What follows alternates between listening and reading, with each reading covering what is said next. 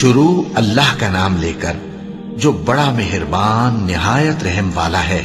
سب تعریف اللہ ہی کو ہے جس نے اپنے محبوب بندے محمد صلی اللہ علیہ وآلہ وسلم پر یہ کتاب نازل کی اور اس میں کسی طرح کی کجی اور پیچیدگی نہ رکھی، بلکہ سیدھی اور سلیس اتاری تاکہ لوگوں کو عذاب سخت سے جو اس کی طرف سے آنے والا ہے ڈرائے، اور مومنوں کو جو نیک عمل کرتے ہیں خوشخبری سنائے کہ ان کے لیے ان کے کاموں کا نیک بدلہ یعنی بہشت ہے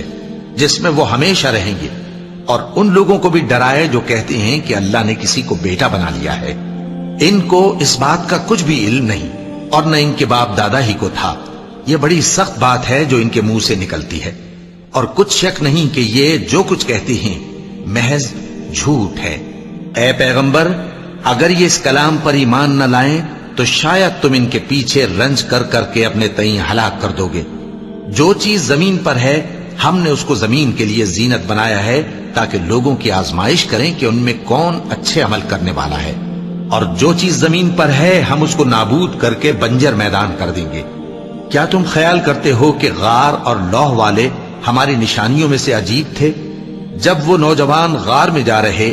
تو کہنے لگے کہ اے ہمارے پروردگار، ہم پر اپنے ہاں سے رحمت نازل فرما اور ہمارے کام میں درستی کے سامان مہیا کر۔ تو ہم نے غار میں کئی سال تک ان کے کانوں پر نیند کا پردہ ڈالے رکھا، یعنی ان کو سلائے رکھا، پھر ان کو جگا اٹھایا تاکہ معلوم کریں کہ جتنی مدت وہ غار میں رہے دونوں جماعتوں میں سے اس کی مقدار کس کو خوب یاد ہے۔ ہم ان کے حالات تم سے صحیح صحیح بیان کرتے ہیں۔ وہ کئی نوجوان تھے جو اپنے پروردگار پر ایمان لائے تھے، اور ہم نے ان کو اور زیادہ ہدایت دی تھی اور ان کے دلوں کو مربوط یعنی مضبوط کر دیا۔ جب وہ اٹھ کھڑے ہوئے تو کہنے لگے کہ ہمارا پروردگار آسمانوں اور زمین کا مالک ہے، ہم اس کے سوا کسی کو معبود سمجھ کر نہ پکاریں گے۔ اگر ایسا کیا تو اس وقت ہم نے بے عقلی کی بات کی۔ ان ہماری قوم کے لوگوں نے اس کے سوا اور معبود بنا رکھے ہیں، بھلا یہ ان کے معبود ہونے پر کوئی کھلی دلیل کیوں نہیں لاتے؟ تو اس سے زیادہ کون ظالم ہے جو اللہ پر جھوٹ باندھے؟ اور جب تم نے ان مشرکوں سے اور جن کی یہ اللہ کے سوا عبادت کرتے ہیں ان سے کنارہ کر لیا ہے تو غار میں چل رہو، تمہارا پروردگار تمہارے لیے اپنی رحمت وسیع کر دے گا اور تمہارے کاموں میں آسانی کے سامان مہیا کرے گا۔ اور جب سورج نکلے تو تم دیکھو کہ دھوپ ان کے غار سے داہنی طرف سمٹ جائے، اور جب غروب ہو تو ان سے بائیں طرف کترا جائے، اور وہ اس غار کے کشادہ حصے میں تھے۔ یہ اللہ کی نشانیوں میں سے ہیں، جس کو اللہ ہدایت دے وہ ہدایت یاب ہے، اور جس کو گمراہ رہنے دے تو تم اس کے لیے کوئی دوست راہ بتانے والا نہ پاؤ گے۔ اور تم ان کے متعلق خیال کرو کہ وہ جاگ رہے ہیں حالانکہ وہ سوتے ہیں، اور ہم ان کو دائیں اور بائیں کروٹ بدلاتے تھے، اور ان کا کتا چوکھٹ پر دونوں ہاتھ پھیلائے ہوئے تھا۔ اگر تم ان کو جھانک کر دیکھتے تو پیٹ پھیر کر بھاگ جاتے اور ان سے دہشت میں آ جاتے۔ اور اسی طرح ہم نے ان کو اٹھایا تاکہ آپس میں ایک دوسرے سے دریافت کریں۔ ایک کہنے والے نے کہا کہ تم یہاں کتنی مدت رہے؟ انہوں نے کہا کہ 1 دن یا اس سے بھی کم۔ انہوں نے کہا کہ جتنی مدت تم رہے ہو تمہارا پروردگار ہی اس کو خوب جانتا ہے، تو اپنے میں سے کسی کو یہ روپیہ دے کر شہر بھیجو، وہ دیکھے کہ نفیس کھانا کون سا ہے تو اس میں سے کھانا لے آئے، اور احتیاط سے آئے جائے اور تمہارا حال کسی کو نہ بتائے۔ اگر وہ تم پر دسترس پا لیں گے تو تمہیں سنسار کر دیں گے یا پھر اپنے مذہب میں داخل کر لیں گے، اور اس وقت تم کبھی فلاح نہیں پاؤ گے۔ اور اسی طرح ہم نے لوگوں کو ان کے حال سے خبردار کر دیا تاکہ وہ جانیں کہ اللہ کا وعدہ سچا ہے، اور یہ کہ قیامت جس کا وعدہ کیا جاتا ہے اس میں کچھ شک نہیں۔ اس وقت لوگ ان کے بارے میں باہم جھگڑنے لگے اور کہنے لگے کہ ان کے غار پر عمارت بنا دو۔ ان کا پروردگار ان کے حال سے خوب واقف ہے۔ جو لوگ ان کے معاملے میں غلبہ رکھتے تھے وہ کہنے لگے کہ ہم ان کے غار پر مسجد بنائیں گے۔ بعض لوگ اٹکل پچو کہیں گے کہ وہ 3 تھے اور چوتھا ان کا کتا تھا، اور بعض کہیں گے کہ وہ 5 تھے اور چھٹا ان کا کتا تھا، اور بعض کہیں گے کہ وہ 7 تھے اور 8واں ان کا کتا تھا۔ کہہ دو کہ میرا پروردگار ہی ان کے شمار سے خوب واقف ہے، ان کو جانتے بھی ہیں تو تھوڑے ہی لوگ جانتے ہیں۔ تو تم ان کے معاملے میں بحث نہ کرنا مگر سرسری سی بحث، اور نہ ان کے بارے میں ان میں سے کسی سے کچھ دریافت ہی کرنا، اور کسی کام کی نسبت نہ کہنا کہ میں اسے کل کر دوں گا، مگر انشاءاللہ کہہ کر، یعنی اگر اللہ چاہے تو کر دوں گا۔ اور جب اللہ کا نام لینا بھول جاؤ تو یاد آنے پر لے لو، اور کہہ دو کہ امید ہے کہ میرا پروردگار مجھے اس سے بھی زیادہ ہدایت کی باتیں بتائے۔ اور اصحاب کہف اپنے غار میں 9 پر 300 سال رہے۔ کہہ دو کہ جتنی مدت وہ رہے اسے اللہ ہی خوب جانتا ہے، اسی کو آسمانوں اور زمین کی پوشیدہ باتیں معلوم ہیں، وہ کیا خوب دیکھنے والا اور کیا خوب سننے والا ہے۔ اس کے سوا ان کا کوئی کارساز نہیں، اور نہ وہ اپنے حکم میں کسی کو شریک کرتا ہے۔ اور اپنے پروردگار کی کتاب کو جو تمہارے پاس بھیجی جاتی ہے پڑھتے رہا کرو، اس کی باتوں کو کوئی بدلنے والا نہیں، اور اس کے سوا تم کہیں پناہ بھی نہیں پاؤ گے۔ اور جو لوگ صبح و شام اپنے پروردگار کو پکارتے اور اس کی خوشنودی کے طالب ہیں، ان کے ساتھ صبر کرتے رہو، اور تمہاری نگاہیں ان میں سے گزر کر اور طرف نہ دوڑیں کہ تم دنیاوی زندگی کی رونقوں کے خواستگار ہو جاؤ۔ اور جس شخص کے دل کو ہم نے اپنی یاد سے غافل کر دیا ہے اور وہ اپنی خواہش کی پیروی کرتا ہے اور اس کا کام حد سے بڑھ گیا ہے، اس کا کہا نہ ماننا، اور کہہ دو کہ لوگوں یہ قرآن تمہارے پروردگار کی طرف سے برحق ہے، تو جو چاہے ایمان لائے اور جو چاہے کافر رہے۔ ہم نے ظالموں کے لیے دوزخ کی آگ تیار کر رکھی ہے جس کی قناتیں ان کو گھیر رہی ہوں گی، اور اگر فریاد کریں گے تو ایسے کھولتے ہوئے پانی سے ان کی داد رسی کی جائے گی جو پگھلے ہوئے تانبے کی طرح گرم ہوگا، اور جو ان کے چہروں کو بھون ڈالے گا۔ ان کے پینے کا پانی بھی برا اور آرام گاہ بھی بری۔ اور جو ایمان لائے اور کام بھی نیک کرتے رہے تو ہم نیک کام کرنے والوں کا اجر ضائع نہیں کرتے۔ ایسے لوگوں کے لیے ہمیشہ رہنے کے باغ ہیں جن میں ان کے محلوں کے نیچے نہریں بہ رہی ہیں، ان کو وہاں سونے کے کنگن پہنائے جائیں گے، اور وہ باریک دیبا اور اطلس کے سبز کپڑے پہنا کریں گے، اور تختوں پر تکیے لگا کر بیٹھا کریں گے۔ کیا خوب بدلہ اور کیا خوب آرام گاہ ہے۔ اور ان سے 2 شخصوں کا حال بیان کرو جن میں سے ایک کو ہم نے انگور کے 2 باغ عنایت کیے تھے اور ان کے گردا گرد کھجوروں کے درخت لگا دیے تھے، اور ان کے درمیان کھیتی پیدا کر دی تھی۔ دونوں باغ کثرت سے پھل لاتے اور اس کی پیداوار میں کسی طرح کی کمی نہ ہوتی، اور دونوں میں ہم نے ایک نہر بھی جاری کر رکھی تھی، اور اس طرح اس شخص کو ان کی پیداوار ملتی رہتی تھی۔ تو ایک دن جبکہ وہ اپنے دوست سے باتیں کر رہا تھا، کہنے لگا کہ میں تم سے مال و دولت میں بھی زیادہ ہوں اور جتھے اور جماعت کے لحاظ سے بھی زیادہ عزت والا ہوں، اور ایسی شیخیوں سے اپنے حق میں ظلم کرتا ہوا اپنے باغ میں داخل ہوا۔ کہنے لگا کہ میں نہیں خیال کرتا کہ یہ باغ کبھی تباہ ہو، اور نہ خیال کرتا ہوں کہ قیامت برپا ہو، اور اگر میں اپنے پروردگار کی طرف لوٹایا بھی جاؤں تو وہاں ضرور اس سے اچھی جگہ پاؤں گا۔ تو اس کا دوست جو اس سے گفتگو کر رہا تھا کہنے لگا کہ کیا تم اس ذات سے کفر کرتے ہو جس نے تم کو مٹی سے پیدا کیا، پھر نطفے سے، پھر تمہیں پورا آدمی بنایا؟ مگر میں تو یہ کہتا ہوں کہ اللہ ہی میرا پروردگار ہے، اور میں اپنے پروردگار کے ساتھ کسی کو شریک نہیں کرتا۔ اور جب تم اپنے باغ میں داخل ہوئے تو تم نے ماشاء اللہ لا قوت الا باللہ کیوں نہ کہا؟ اگر تم مجھے مال و اولاد میں اپنے سے کمتر دیکھتے ہو تو عجب نہیں کہ میرا پروردگار مجھے تمہارے باغ سے بہتر عطا فرمائے، اور تمہارے اس باغ پر آسمان سے آفت بھیج دے تو وہ صاف میدان ہو جائے، یا اس باغ کی نہر کا پانی گہرائی میں اتر جائے تو پھر تم اسے تلاش نہ کر سکو، اور اس کے میووں کو عذاب نے آ گھیرا اور وہ اپنی چھتریوں پر گر کر رہ گیا، تو جو مال اس نے اس پر خرچ کیا تھا اس پر حسرت سے ہاتھ ملنے لگا اور کہنے لگا کہ کاش میں اپنے پروردگار کے ساتھ کسی کو شریک نہ بناتا۔ اس وقت اللہ کے سوا کوئی جماعت اس کی مددگار نہ ہوئی اور نہ وہ بدلہ لے سکا۔ یہاں سے ثابت ہوا کہ حکومت سب اللہ کی ہے، جو معبود برحق ہے وہی بہترین ثواب عطا کرنے والا اور بہترین انجام لانے والا ہے۔ اور ان سے دنیا کی زندگی کی مثال بھی بیان کر دو کہ وہ ایسی ہے جیسے پانی جسے ہم نے آسمان سے برسایا تو اس کے ساتھ زمین کی پیداوار مل کر نکلی، پھر وہ چورا چورا ہو گئی کہ ہوائیں اسے اڑاتی پھرتی ہیں، اور اللہ تو ہر چیز پر قدرت رکھتا ہے۔ مال اور بیٹے تو دنیا کی زندگی کی رونق و زینت ہیں، اور نیکیاں جو باقی رہنے والی ہیں وہ ثواب کے لحاظ سے تمہارے پروردگار کے ہاں بہت اچھی اور امید کے لحاظ سے بہت بہتر ہیں۔ اور جس دن ہم پہاڑوں کو چلائیں گے اور تم زمین کو صاف میدان دیکھو گے اور ان لوگوں کو ہم جمع کر لیں گے تو ان میں سے کسی کو بھی نہیں چھوڑیں گے، اور سب تمہارے پروردگار کے سامنے صف باندھ کر لائے جائیں گے، تو ہم ان سے کہیں گے کہ جس طرح ہم نے تم کو پہلی بار پیدا کیا تھا اسی طرح آج تم ہمارے سامنے آئے، لیکن تم نے تو یہ خیال کر رکھا تھا کہ ہم نے تمہارے لیے قیامت کا کوئی وقت مقرر ہی نہیں کیا، اور اعمال کی کتاب کھول کر رکھی جائے گی تو تم گناہگاروں کو دیکھو گے کہ جو کچھ اس میں لکھا ہوگا اس سے ڈر رہے ہوں گے، اور کہیں گے ہائے شامت، یہ کیسی کتاب ہے کہ نہ چھوٹی بات کو چھوڑتی ہے نہ بڑی کو، کوئی بات بھی نہیں مگر اسے لکھ رکھا ہے، اور جو جو عمل کیے ہوں گے سب کو حاضر پائیں گے، اور تمہارا پروردگار کسی پر ظلم نہیں کرے گا۔ اور جب ہم نے فرشتوں کو حکم دیا کہ آدم کو سجدہ کرو تو سب نے سجدہ کیا مگر ابلیس نے نہ کیا، وہ جنات میں سے تھا تو اپنے پروردگار کے حکم سے باہر ہو گیا۔ کیا تم اس کو اور اس کی اولاد کو میرے سوا دوست بناتے ہو، حالانکہ وہ تمہارے دشمن ہیں، اور شیطان کی دوستی ظالموں کے لیے اللہ کی دوستی کا برا بدل ہے۔ میں نے ان کو نہ تو آسمانوں اور زمین کے پیدا کرنے کے وقت بلایا تھا اور نہ خود ان کے پیدا کرنے کے وقت،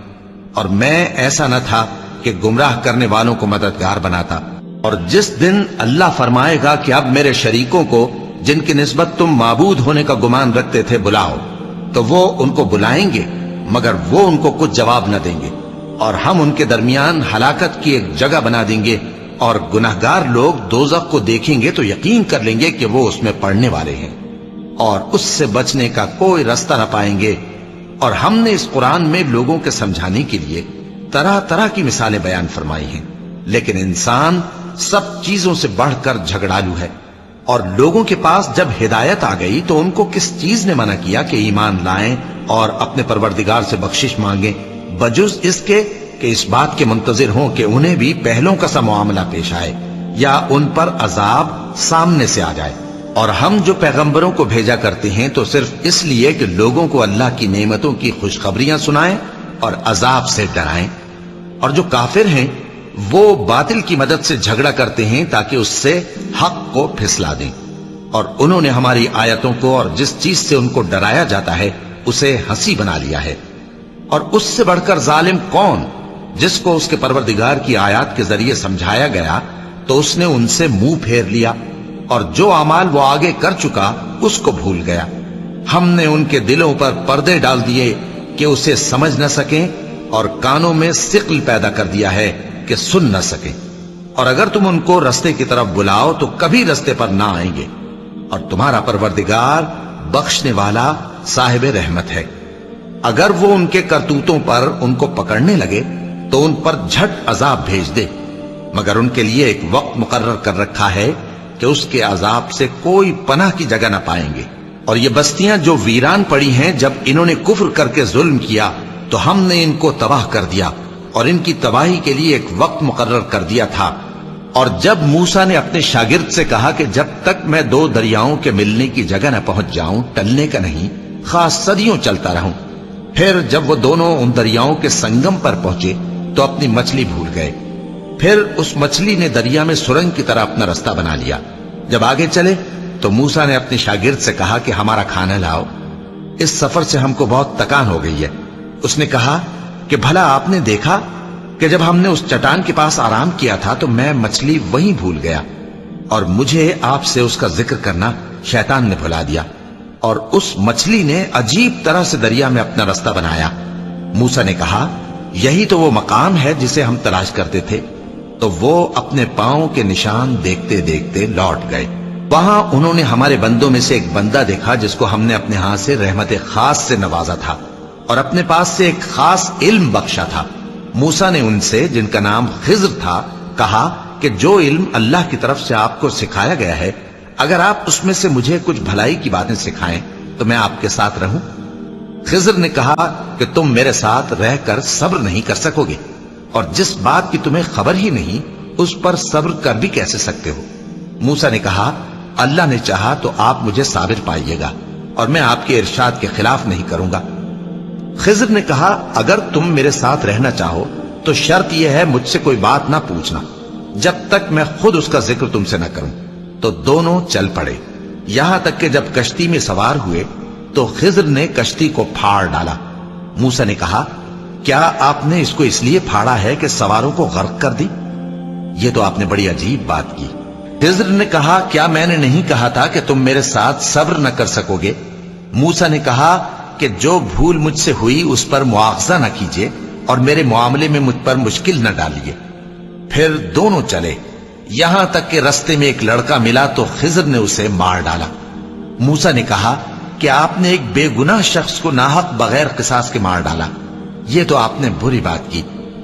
خضر نے کہا کیا میں نے نہیں کہا تھا کہ تم سے میرے ساتھ صبر نہیں ہو سکے گا؟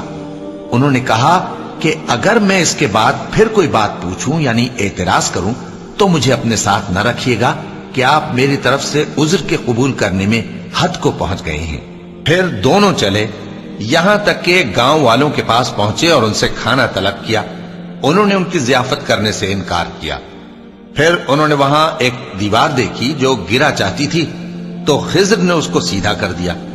موسیٰ نے کہا کہ اگر آپ چاہتے تو ان سے اس کا معاوضہ لے لیتے تاکہ کھانے کا کام چلتا۔ خضر نے کہا کہ اب مجھ میں اور تم میں علیحدگی، مگر جن باتوں پر تم صبر نہ کر سکے میں ان کا تمہیں بھید بتائے دیتا ہوں کہ وہ جو کشتی تھی غریب لوگوں کی تھی جو دریا میں محنت کر کے یعنی کشتیاں چلا کر گزارا کرتے تھے، اور ان کے سامنے کی طرف ایک بادشاہ تھا جو ہر اچھی کشتی کو زبردستی چھین لیتا تھا، تو میں نے چاہا کہ اسے عیبدار کر دوں تاکہ وہ اسے غصب نہ کر سکے۔ اور وہ جو لڑکا تھا اس کے ماں باپ دونوں مومن تھے، ہمیں اندیشہ ہوا کہ وہ بڑا ہو کر بد کردار ہوگا تو کہیں ان کو سرکشی اور کفر میں نہ پھنسا دے، تو ہم نے چاہا کہ ان کا پروردگار اس کی جگہ ان کو اور بچہ عطا فرمائے جو اخلاقی پاکیزگی میں بہتر اور محبت میں زیادہ قریب ہو۔ اور وہ جو دیوار تھی